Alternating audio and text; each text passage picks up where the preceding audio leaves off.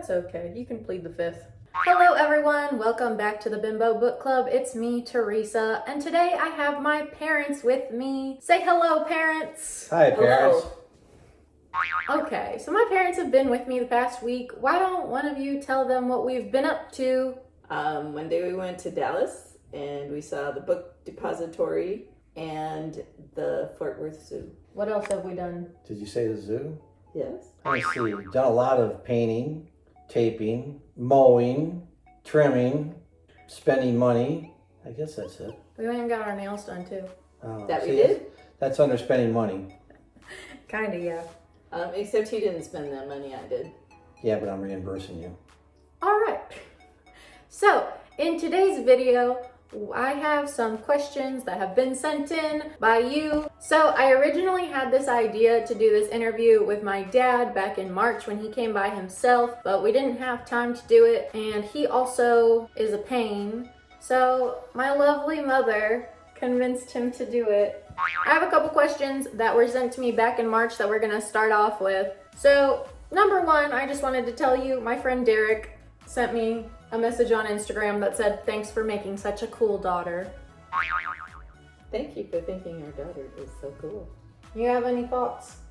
Of course, we gave you the world a cool daughter. We're cool parents. All right, and then obviously the question that most people sent me because of the nature of my work is a lot of people asked, "Are my parents proud of me?" What do you think? I think I'm proud of you for many things. Maybe not that one, but I am proud of you for many things. I would go along with that. I'm proud of you. I'm proud of the fact that you're trying to be an entrepreneur and trying to develop your entrepreneurial skills. Maybe that is not the avenue that I would like it to be, but as far as the initiative and thinking things through and trying to take charge of your life, I'm very proud of. Okay, so then what are you most proud of me for? I guess you kind of already answered that, but what about you, Mom? The way that you have handled adversity in your life and bettered yourself from those experiences instead of breaking down or getting bitter or giving up or anything like that. But moving on and moving to do bigger and better things. So I guess that also kind of leads into lindsith on Snapchat sent me a question that said, "What do you think of me having an OnlyFans?" I think that it is something you shouldn't be doing, but you're an adult. I have to agree with that. I'm not happy about it, but you're over 21 and you get to do what you want to do at this point, but it doesn't mean that I have to agree with everything. Fair point. Johnny Morales 33 on Snapchat said, "How do you think fathers of the future will need to adapt now that sites like OnlyFans and the sexual liberation of women is becoming more normalized? Do you think they will just be happy to see the women in their lives taking charge in an effort to build a life for themselves?" I'm gonna have you answer this too, but it was one of the questions that was sent to me in March, so he just said something about fathers. So let's start with you. Well, parenting has changed. We have children from 23 to 39, and the way we had our first one and how we operated with him is much different. It all revolves around the technology development over the last 20, 30 years. The fans, when I say, I think it's again about morals and what you instill in them, and we like to think we did that with Teresa, but again, the world is changing, and it's changing quickly, and it'll continue to change quickly. So I think that dads are going to have to be involved with their children's life, be open to them, be there for them, to answer phone calls no matter what time they come, and things like that, to be there to help them get through issues in life, because knowledge, it used to be could take a while to get around. Now things happen almost instantaneously because of the internet and because of everything. So it's a very, very different world than what I grew up in, and even what my older children grew up in. So it's going to continue to change, and how that changes remains to be seen, but it is going to change dramatically, almost instantaneously. You have anything to add? I think parents are always happy to see their daughters taking charge and making good lives for themselves. I think there will always be parents who don't see that as a good thing. I'm guessing there are probably also parents who do see that as a good thing. Actually, why don't you tell them about some of my siblings, just so that they have like a background knowledge. Give them a little rundown of maybe your relationship, how you met, how long you've been married, and maybe a little brief description of each of my siblings so that they have a more well-rounded idea of the dynamic of our whole family. We met on a blind date at a barn dance on November 1st, 1975. 1975. And it wasn't a love at first sight and very steady relationship. It was kind of touch and go in the beginning. And as we got to know each other better, we began to fall in love with each other after we had become friends with each other. We were married in 1978, and our first child was born in 1981. And Teresa has 3 older brothers. The oldest is an accountant. He was always a person who liked to work smarter, not harder, and did well in school when he put out the effort, but when he felt he was being given busy work, he was not always cooperative with those types of things. Wasn't that kind of how we all were, though? Pretty much. He, I think, articulated that along the way more than the others, even if they kind of followed his example. He was followed 2 years and 2 months later in 1983 with his second brother, who, like Teresa, is tall, but in 6th grade he was at an awkward age. He was kind of clumsy. He was always growing. By the time he figured out where his hands and his feet were, they had already moved on, so he's kind of uncoordinated and got cut in particularly basketball, but in a number of sports because of that. And then when he was in high school and had stopped growing, he was a swimmer, and some of those sports that had cut him and told him he was too clumsy for the sport were realizing that he just had been growing and that he was actually tall and coordinated and would have been good. But as he told them when they tried to persuade him to rejoin those teams, he just said, I swim. The next brother was born in 1986 after we had moved from Iowa to Indiana. He is the youngest of her 3 older brothers. He was less sports-minded than his brothers. He was involved in drama and speech in school, although he also played soccer. In 1991, the first of our 2 daughters was born. She's something of a prodigal child. Got into some trouble off and on during high school and junior college, but at this time has a nice little family and is enjoying watching her boys grow up. She was a softball player, and now she's seeing the oldest of her 3 sons start playing baseball and wrestle and play football. The other 2 are too young, although the second child is playing t-ball this year.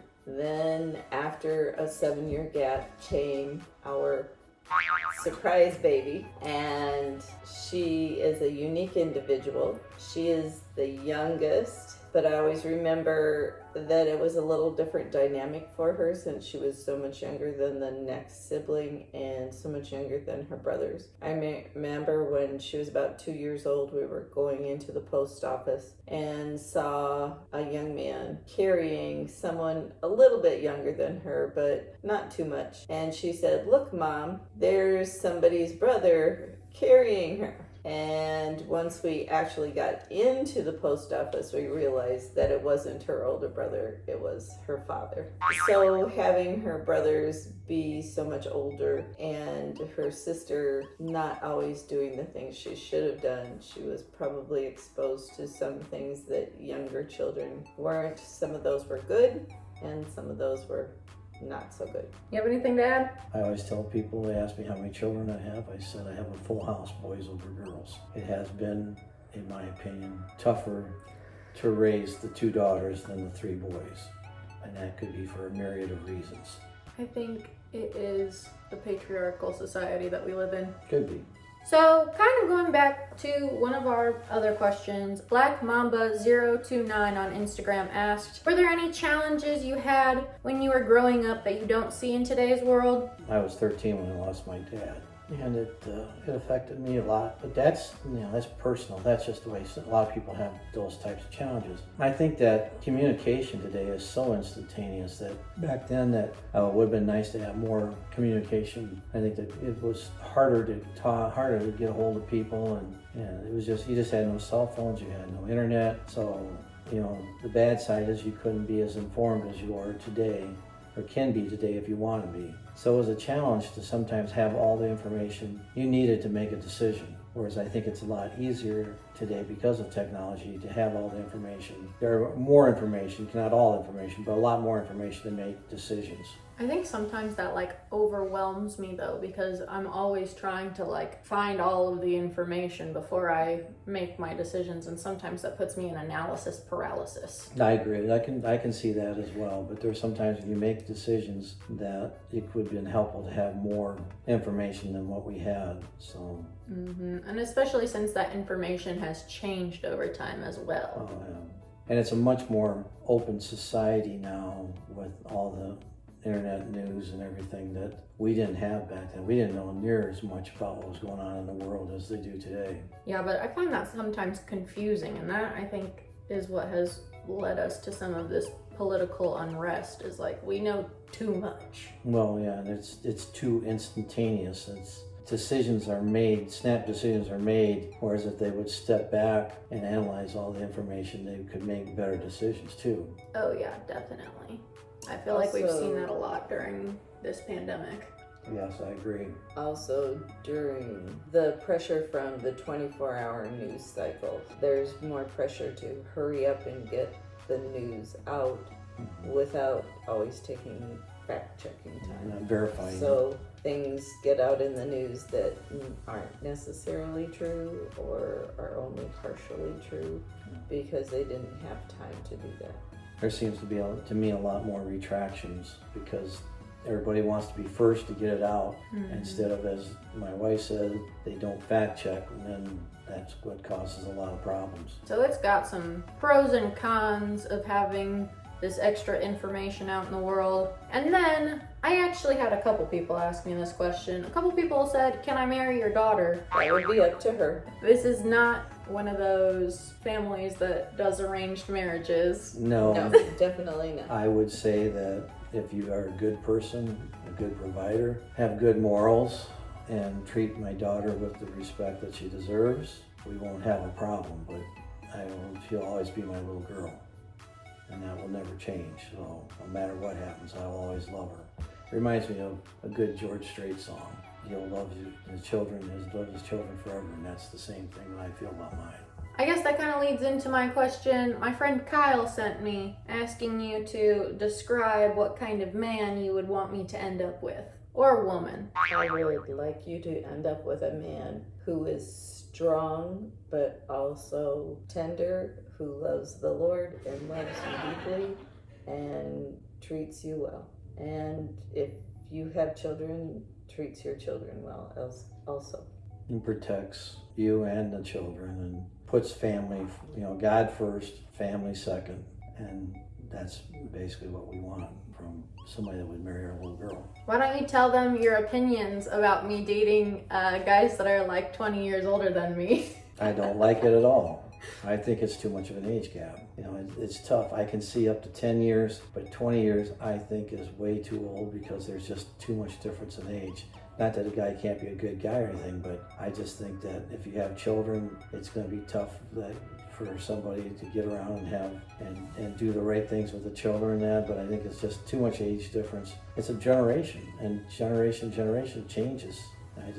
I'm not in favor of it in the least. How's that for an opinion? You have any thoughts? I agree. I think that that's too old, but also, as I said earlier, you're an adult and you have to make those decisions for yourself.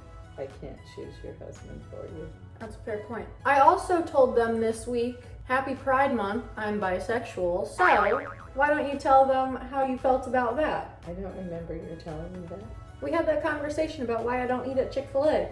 I don't even know how to answer that. That's okay, you can plead the fifth. I'm uncomfortable with it. I think it's possibly it's confusion on your part. I don't understand the bisexual situation because I've always been straight. It seems to be more prevalent now than ever. I don't remember having people be bisexual when I was growing up. It's only something I've seen develop in the last 20 years, maybe a little longer, but no, I'm just uncomfortable. I'm definitely uncomfortable about it. I think that's fair. So since we're starting to wrap up this video, I would like it if you would leave my viewers with a piece of life advice. What is one thing you think everyone should live by? Carefully consider any big changes. It's fine if you decide, oh, let's go for a walk in a minute, but when you're thinking about moving or anything, or a new job, anything more serious and with greater consequences, take time to make those decisions carefully. Too often people make rash decisions like that, and the consequences are very long term. But while it's important to think about the future and plan for the future, always understand that there are things that are going to happen that you have absolutely no control of. People who had perfectly good jobs, steady incomes, had no idea what was coming 2 years ago. No one predicted a worldwide pandemic, something the likes of hadn't been seen in over a century. You think I made a rash decision when I moved to Texas? No, not really, because you had talked about it and planned it, come down and visited friends. Now that was a rash decision. Make sure you go check out my video about how I got started in OnlyFans. What about you? What is your life advice for my viewers? I have several things if you want me to, but the big one I was going to talk about is don't be afraid to ask questions. What I mean that is so many people are afraid to ask about something because that they may feel that they'll be rejected. And so many times, if I tell my children in particular, I say, ask the question, what's the worst they can do? You're no worse off than if you don't ask the question. You get paralyzed by fear, and again, you're no worse off than you were before. The other thing I'd say, treat others as you want to be treated. So many times people don't do that. And the other thing is I think about is don't lie. And the reason why is, there's an old adage, I'm not going to get it quite right, but if you keep lying, you always got to remember what lie you told to who in order to keep your story straight. If you never lie, you never have to worry about keeping your story straight. I think that those are some of the things that I would impart on people as far as my life experiences. And lies can come back to haunt you. Yes, they can. There was somebody who applied for a job that he was hiring for, and the reason she didn't get the job was because they found out she lied about her education, and that limited then her choices going forward. Yeah. You know what's actually funny is I have a lot of people tell me that is one of the things that they admire about me. One of my friends last year, she was dating this guy, and I don't even know what he was trying to do, but he said something to me about one of our other friends and told me that he thought she was hot and said, like, don't tell the girl I'm dating, right? And obviously I went and told her because this was some random guy I had just met that was dating my best friend, and he was trying to get me to keep this secret from her. And she didn't tell him right away, but then right as they were breaking up, she brought it up, and he told her that I was lying. And she said, Teresa is a lot of things, and a liar is not one of them. Well, I mean, in this day and age too, with like going back to what we said before about electronics and how fast things can get checked out way too easily and too fast. So the likelihood of being caught in a lie is pretty good anymore. Just tell the truth all the time, and you don't have to worry about what you told to who, and that won't come back to haunt you. I also want to ask y'all, do you take any personality tests? Not ordinarily, but on occasion. Have you taken like Myers-Briggs or like Enneagram or a disc test or anything? I don't think so. But I have to tell you, when I got my first job out of college, they had this test that they had us take. And on this test, I tested concrete and sequential.